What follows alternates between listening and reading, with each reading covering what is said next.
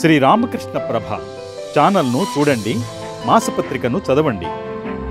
ఓం నమో భగవతే రామకృష్ణాయ. మనం ఏ పని ప్రారంభించినా విఘ్నాల్ని తొలగించాల్సిందిగా ప్రథమ పూజలు అర్పించి వక్రతుండ మహాకాయ సూర్యకోటి సమప్రభ నిర్విఘ్నం కురుమే దేవా సర్వకార్యేషు సర్వదా అంటూ ప్రార్థించేది విఘ్ననాయకుడైన వినాయకుణ్ణే. వినాయక రూపాన్ని దర్శించగానే మనందరినీ ఆశ్చర్యపరిచే విషయం ఒకటి ఉంది.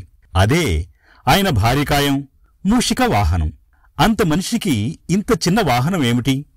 బహుశా ఈ పరుగుల ప్రపంచంలో ఒక్క క్షణమైనా తీరిక లేకుండా వేగవంతమైన జీవనశైలికి అలవాటు పడ్డ మనకు నిదానమే ప్రధానం అనే జీవన సూత్రాన్ని అందించడానికేనేమో.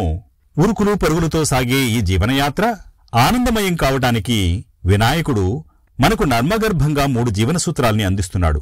పరిశీలనాశక్తి, విచక్షణా జ్ఞానం, నిశ్చల మనస్సు. ఈ 3 జీవన సూత్రాల్ని మనం ఆచరణాత్మకం చేయాలి. ఇసుకలో పడిన చిన్న గుండుసూదిని కూడా ఏనుగు చూడగలుగుతుంది. వినాయకుని కళ్ళు సూక్ష్మదృష్టికి, నిశిత పరిశీలనాశక్తికి ప్రతీకలు. జీవితంలో ఉన్నత స్థితికి చేరటానికి మనిషికి కావలసిన లక్షణాల్లో పరిశీలనాశక్తి ఒకటి. నిత్యం మన ముందు జరుగుతున్న ఎన్నో సంఘటనల్ని, చూస్తున్న ఎన్నో వస్తువుల్ని, వింటున్న ఎన్నో విషయాల్ని మనం సరిగా గమనించం. అందుకు కారణం మనలోని పరిశీలనాశక్తి లోపమే. ఒక మేకు ఊడిపోయి ఇంటి ముందున్న నేమ్ ప్లేటు ఒక పక్కకు వేలాడుతున్నా కొందరు గమనించరు. తమ పక్కింట్లో ఎవరున్నారో గుర్తించలేనంత యాంత్రిక జీవనం గడుపుతున్నవారు మరికొందరు. ఈ పరుగుల ప్రపంచంలో కొంచెం నిదానంగా గమనించి జీవించే తత్వాన్ని అలవర్చుకోవటం ఎంతైనా అవసరం. వినాయకుని చెవులు చాలా పెద్దవి. చీమ చిటుక్కుమన్నా వినగలిగే శక్తి వాటికి ఉంది. బియ్యంలోని రాళ్లను వేరు చేయటానికి చేటను ఉపయోగిస్తాం.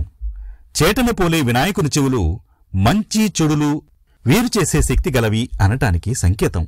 మనం తరచూ వేర్వేరు మనస్తత్వాలు గల మనుషులతో పనిచేయాల్సి ఉంటుంది. అందరూ చెప్పినవి ఓర్పుతో విని అందులోని మంచిని మాత్రమే స్వీకరించి చెడును విస్మరించగలిగే విచక్షణా జ్ఞానాన్ని అలవర్చుకోవాలి. అలా కాకపోతే దుష్ప్రవర్తనకు లోనై పతనమయ్యే ప్రమాదం ఉంది. శకుని మాటలు విని దుర్యోధనుడు, దుర్యోధనుడి మాటలు విని కర్ణుడు విచక్షణా జ్ఞానాన్ని కోల్పోయి ఎంత విధ్వంసాన్ని సృష్టించారో భారత సంగ్రామం చెప్పకనే చెబుతుంది. పాలలోని నీళ్లను వేరుచేసి పాలనే స్వీకరించే శక్తి హంసకు, ఇసుక నుంచి పంచదారను వేరుచేసి పంచదారను మాత్రమే స్వీకరించే గుణం చీమలకు ఉన్నాయి. ఏ భాషాభావం తెలియని మూగజీవులే మంచి చెడుల మధ్య తారతమ్యాన్ని ఎరిగి వ్యవహరించగలిగినప్పుడు భగవంతుడు మనిషికి ప్రత్యేకంగా ఇచ్చిన మస్తిష్కంతో మంచి చెడులు విచక్షణ చేయలేకపోతే అందుకు బాధ్యులెవరు? సమాజంలో రోజురోజుకు అవినీతి, అన్యాయాలు, అశాంతి పెరిగిపోతున్నాయని ఆందోళన చెందడం కన్నా దైవం మనకు ఇచ్చిన బుద్ధిని ఉపయోగించుకుని చెడును తుంచి మంచిని పెంచుకునే ప్రయత్నం చేయాలి. వినాయకుని వాహనం మూషికం. అది మానవుని మనసుకి సంకేతం. చంచలత్వం ఉన్న చుంచెలుక పంటల్ని, విలువైన వస్తువుని నాశనం చేస్తుంటుంది. అలాంటి దుష్ట స్వభావం ఉన్న ఎలుకను అణిచివేసినట్లు మనిషి చపలచిత్తాన్ని అదుపుచేసి సద్వర్తనులుగా తీర్చిదిద్దేవాడు సిద్ధి వినాయకుడు. నిశిత పరిశీలనాశక్తి, విచక్షణా జ్ఞానం, ఈ రెండింటినీ సాధించడానికి నిశ్చలమైన మనస్సు అవసరం. గణపతి జ్ఞాన నిధి. అందుకే వ్యాస భగవానుడు మహాభారత గ్రంథాన్ని వ్రాయటానికి వినాయకుడి సహాయాన్ని అర్థించాడు. మహాభారత గ్రంథాన్ని వ్రాస్తున్నప్పుడు చెప్పేదాని భావం పూర్తిగా అర్థం చేసుకుని వ్రాయాలి అన్న వ్యాసుని నిబంధనను అంగీకరించాడు వినాయకుడు. మహాభారత గాథను విజయవంతంగా ముగించి మనకు అందించిన విద్యల వేలుపు ఆయన. మహాభారత గాథను పూర్తిగా అర్థం చేసుకుని గ్రంథస్థం చేయటానికి ఎంత ధీశక్తి, ఏకాగ్రత, మనోనిశ్చలత అవసరమో మనం ఊహించవచ్చు.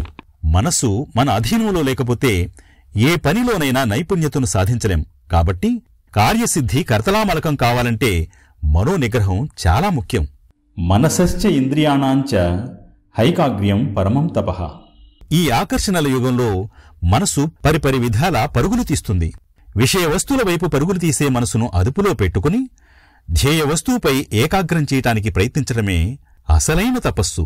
మనం ఏది సాధించాలన్నా మనసు క్షణికానందాలకు అధీనం కాకుండా మనోనిగ్రహంతో ముందుకు సాగితే జీవితంలో దేనినైనా సాధించవచ్చు. స్వాధీనంలో ఉన్న మనసుకు ఏ విషయాన్నైనా శీఘ్రంగా గ్రహించగలిగే శక్తి వస్తుంది. అలాంటి ఏకాగ్రమైన మనసుతో ఏ పనిలోనైనా తక్కువ సమయాన్ని వినియోగించి ఉత్తమ ఫలితాన్ని పొందవచ్చు. విజయ రహస్యమంతా మనోనిగ్రహంపైనే ఆధారపడి ఉంది అని అంటారు స్వామి వివేకానంద. కాబట్టి పరుగులు తీసే ఈ మనసుకు నిదానమే ప్రధానం అనే పాఠాన్ని నేర్పిద్దాం. మన జీవనయానం విజయవంతంగా, ప్రశాంతంగా సాగేందుకు వీలుగా మనం పరిశీలనా శక్తిని, విచక్షణా జ్ఞానాన్ని, నిశ్చల మనసును అలవర్చుకునేందుకు ప్రయత్నిద్దాం. అందుకు వినాయకుణ్ణి ప్రార్థిద్దాం. ప్రథమ వందనుడైన వినాయకుణ్ణి అర్చిద్దాం. ప్రథమ వందనా గౌరీనందన హే శివనందన పాహి గజానన హే శివనందన పాహి గజానన ప్రథమ వందనా గౌరీనందన ఏకదంత గుణవంత వినాయక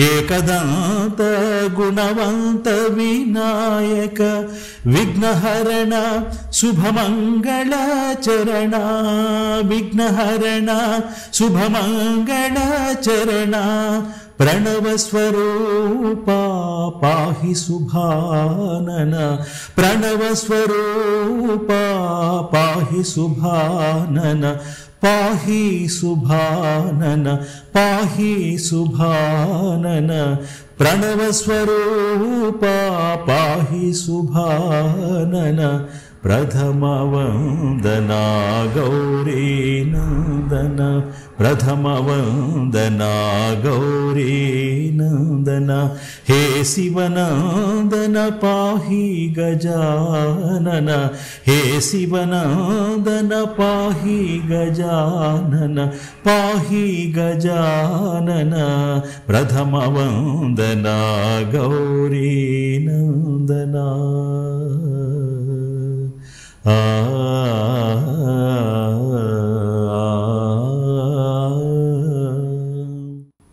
ఓం నమో భగవతే రామకృష్ణాయ.